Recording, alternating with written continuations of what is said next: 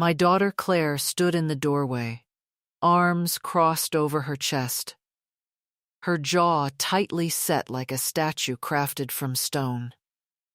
It was as if she had rehearsed the scene 100 times in her mind and was now ready to deliver it with precision. There was no warm greeting, no casual inquiry about my day.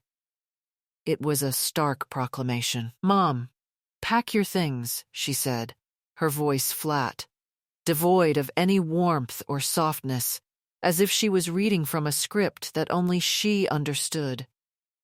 I paused, a stray sock from Noah's laundry hanging limply in my hand, confusion wrapped tightly around my heart. "Where am I supposed to sleep?" I asked, my voice barely a whisper. For a moment, Claire sighed through her nose, a sound that held all the frustration and resolve of someone who had been steeling herself for this very moment. "A hotel.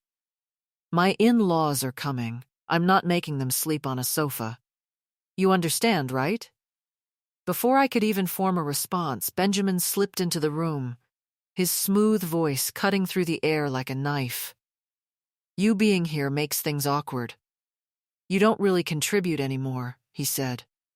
There was a chill in the air, one that held the weight of his words, words that felt almost like a betrayal.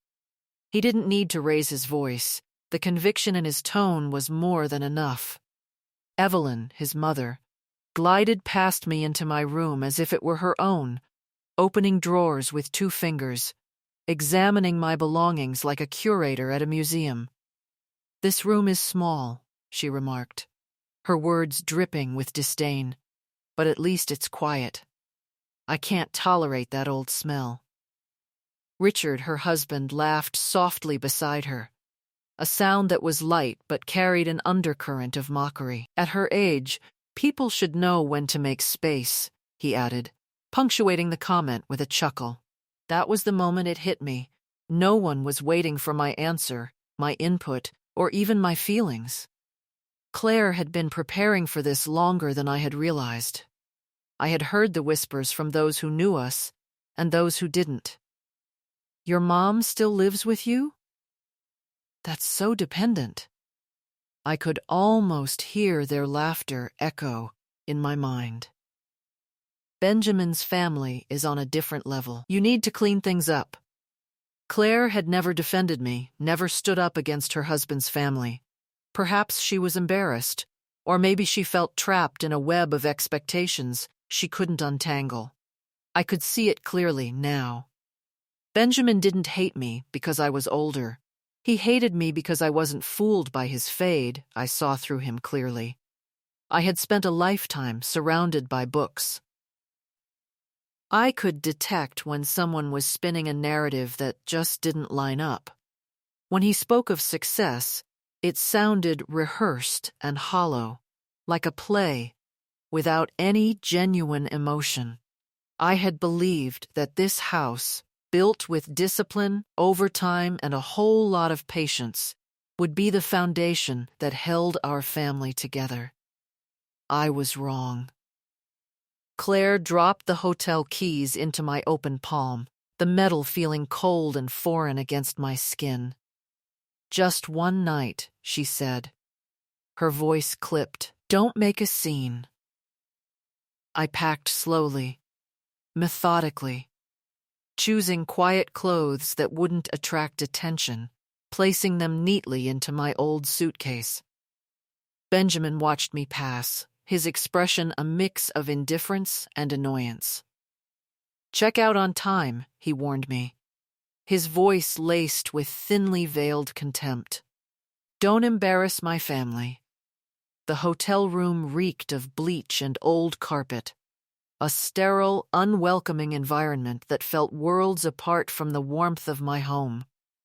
My hands trembled, those same hands that once raised a child, signed mortgages, and kept the lights on now, quaked over a motel bedspread that felt foreign beneath my fingers. At midnight, my phone buzzed with a message from Claire, "Come back early. Don't hang around. They'll be uncomfortable." The weight of her words sank deep into my heart, and I cried silently into the darkness that surrounded me. After the tears dried, I felt an unexpected determination rising within me. I opened my suitcase and pulled out the folder I always carried. It contained bank letters and important documents. One page stood out among the rest, a personal guarantee with my signature scrawled across the bottom. "Just until we get on our feet," he had said, and I had believed him. At dawn, I called my neighbor, my voice shaky. "They put me out of my own room," I confided. Her response came like a balm to my wounded spirit. "You are not trash," she declared with firmness. That sentence straightened my spine and ignited a spark of courage within me.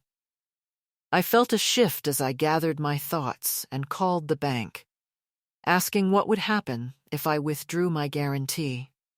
The voice on the other end was calm, explaining the implications, reviews, holds, exposure. I realized this wasn't about revenge. It was simply cause and effect. My mind began to organize the truth that had been waiting for me to acknowledge it. I gathered invoices, emails, and receipts. Nothing had been altered. Nothing had been stolen. I signed on the line and breathed in deep. By the time the sun rose fully, everything began to shift. The cascade of silence fell upon me as calls stopped clearing. Payments froze, like ice encasing my fears. I imagined Benjamin's panic. When I walked back into the house, it was as if the air had changed. Benjamin's phone rang almost immediately, slicing through the tension. "We need additional documentation," the voice said, and I could see confusion knitting his brows together. Claire leaned in closer, her voice a whisper laced with concern. "What did you do?" "I stopped holding things together," I said, my voice steady, knowing I was finally speaking my truth.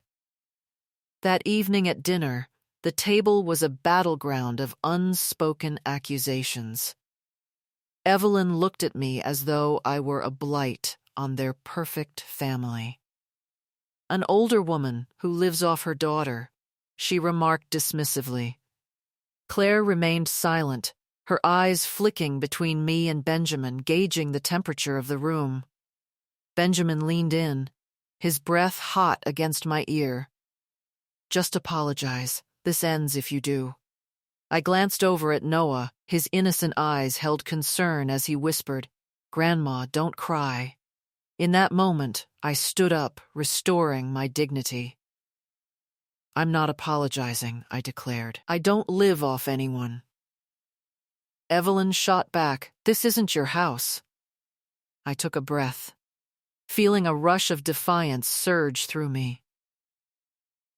"It's the house I held together," I countered, my voice rising in strength. "And I won't kneel in it." With that, I walked out of the room, feeling liberated from the weight of expectation. The collapse came quietly, like the settling of dust after a storm. Contracts ended, and audits began to open. They didn't fall apart because of me. They fell because I stopped being the emotional brace they had relied on. In the days that followed, Claire sought me out. "I was wrong," she admitted, her eyes filled with regret as she stood at my door. "Everything fell apart." "Are you sorry because you're afraid of losing your husband?" I asked her. "Or your house?" She couldn't respond, her silence saying more than words ever could. "I love you, Claire," I told her firmly. "But love doesn't mean disappearing for the sake of others." I moved into a small apartment, drenched in sunlight, free from the shadows of the past. It was a fresh start and a blank slate.